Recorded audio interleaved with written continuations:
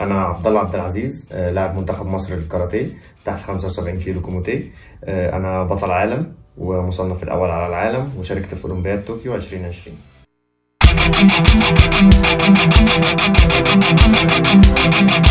المنتال تريننج هو يعني اهم حاجه بتبين اي شغل، سواء في الفتنس او في الكاراتيه. لان انا ممكن اكون متمرن فتنس كويس جدا، متمرن كاراتيه كويس جدا، بس المنتال هو اللي هيخلي عندي القوه والمرونه ان انا انفذ اللي انا اتمرنت عليه، او ان انا اطلعه او اظهره باحسن شكل. هو اللي هيخلي عندي القدره ان انا اقف على الملعب زي ما كنت واقف في التمرين، لان في ضغوطات كتير في الملعب، في حاجات كتير تشتت، في اجواء كتير بتخلي الواحد في حاله اضطراب. فالمنتال تريننج هو بمثابه العازل لكل الكلام ده، وهو اللي فعلا بيخليني بنفس الكفاءه اللي كنت فيها في التمرين واشوف نفسي باحسن صوره.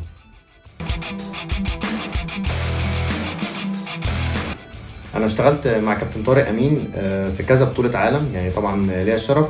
وكابتن طارق عنده كذا ميزة، يعني ان هو اولا مرن جدا في التعامل، بيتعامل مع كل شخص على الحتة اللي هو محتاجها، او على الحتة اللي هو محتاج توصل له، وبيوصلها له بالشكل المطلوب. واكتر حاجة بتميز كابتن طارق الحتة التحفيزية، لان بيعرف يلمس اللاعب من جوه قوي، ويحرك مشاعره للملعب ويخليه يدي 150%. فدي حته مش موجوده عند ناس كتير.